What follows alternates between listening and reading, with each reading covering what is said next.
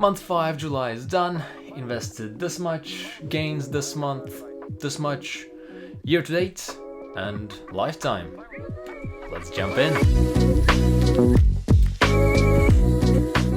Alright, budget. First of all, the tax rules changed from 1st of July. Therefore, I'm getting a $10 extra from my main job.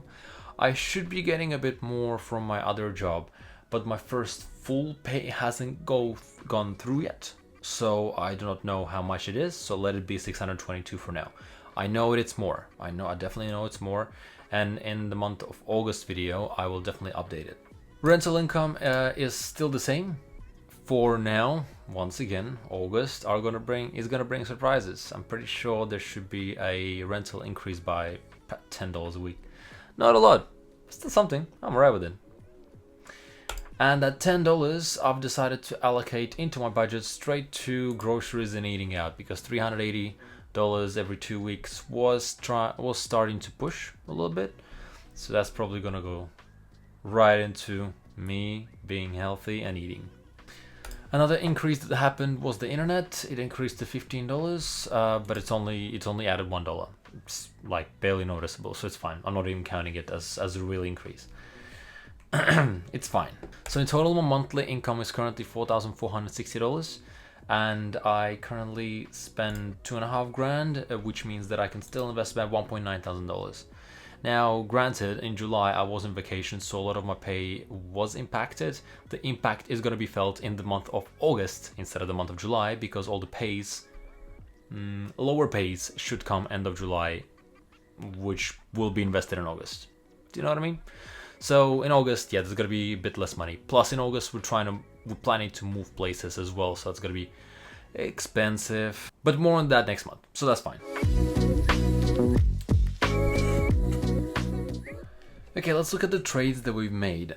We started off with our traditional $50 in Ethereum, which actually grew. It's $55 now. Dennis, let's go. All right, you made a good choice. Then we bought some QQQ, which is fine, 1 share. I started buying holes again. Then we bought some Microsoft, which also rose. What is it, by $109? Wow. And another ETF, so VO, that's fine. Yeah, the ETFs really dropped. Hey, that's really annoying. Anyways, QQQ. Okay, that was the first batch. So that was invested in the first half of July. The second half of July, I've bought some QQQ, which fell. That's fine because whatever. But the $40.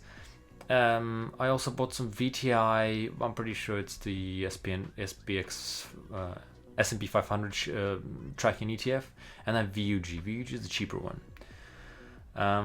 Okay, so those were the trades.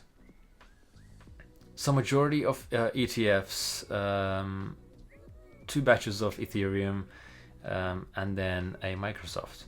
I do think I want to buy some Meta in the future, because Meta, I'm pretty sure, it looks like it dropped in value a little bit right now, which is great. That's what we want. I mean, when we don't have it, but when we have it, we want more. All right, total since March, I've received $53.18 worth of dividends, with latest being the 2 Australian ones, $4 or $5 each. Once again, thank you, dear companies, for sponsoring my dream to become a millionaire by 40 years old. Let's see how our portfolio tracked in terms of the profit. So we started with $867 lifetime. That's the lifetime sort of profit for now. And then, yeah, we went up and down a little bit. I think, $1,000. There you go, $1,380. That's what we tipped. And then it all went downhill and we rolled down to $320.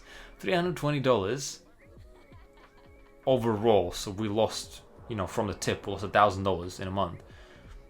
That's what happens when you have a lot of money invested. Well, 20K, I'm not sure how much money it is in the grand scale of things.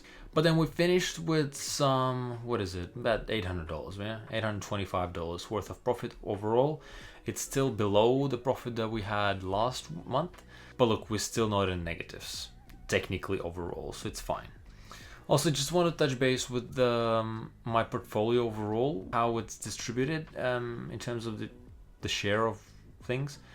The biggest one currently is QQQ, which is the Nasdaq tracking ETF. And then we have the Microsoft. 15% of my portfolio is Microsoft, which is a single stock. Very good. I'm very proud of it. VTI is another ETF, and Meta 11%. Okay, so individual stocks are quite high in my portfolio. I keep forgetting about it. VO is on the list as well. VO is 8%, VUG is 8%. Two Australian ETFs, which is VHY and VAS, are 5% each, and then a bit of crypto sprinkled on top. This is how this year has been performing so far, according to the picks that I've selected, according to my portfolio. Look, majority of the months are good. Yeah, March, June, July are a little bit down, but not a lot in comparison to the gains that happened before. And if we compare my portfolio picks with how S&P 500 and Nasdaq are tracking, my portfolio is actually decent. I think Microsoft's really saving the whole thing. My portfolio dropped only by 1.5%, whereas S&P 500 dropped by 1.8% and Nasdaq dropped by 7%. That's a big hit. Yeah, so I guess the balanced approach that I have kind of works. A bit of Ethereum, a bit of single stocks. Works out. My property has dropped in value once more. It went from being 536,000 to 527,000. Now that's a further drop of what, like $9,000, which doesn't sound a lot.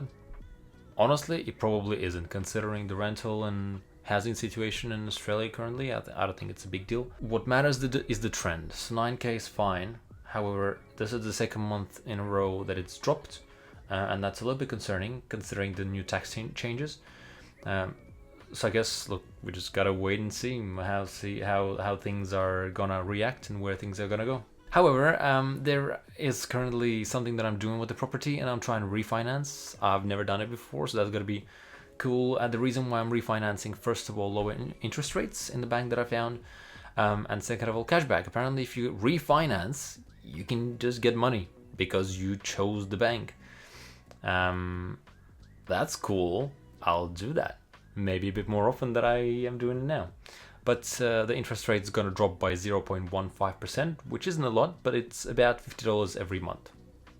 $50 every month. Okay, so overall, this month I invested $4,206, which was $406 above the target, which is actually really surprising. How did that happen? How did this happen? I'm pretty sure the renter prepaid again or something like this.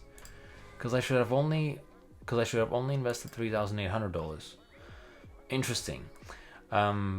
Anyhow, by the end of July, I should have 21,614. I did have 21,673, which is $58 above the target. Fantastic. We're going strong for that $1 million in 10 years.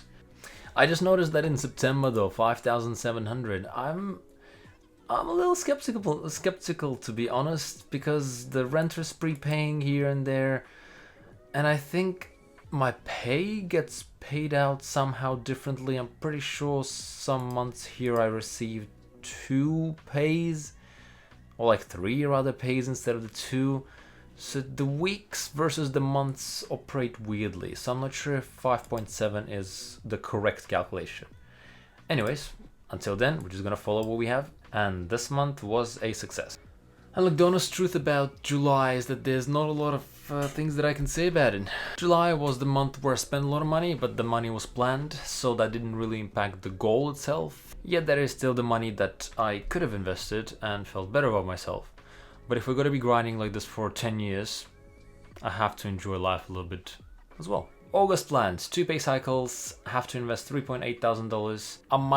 I might need to invest only once, the whole two times amount, but just once, because I just need to redistribute money a little bit. As I said in the beginning of the video, I'm planning to move, and the move is costly.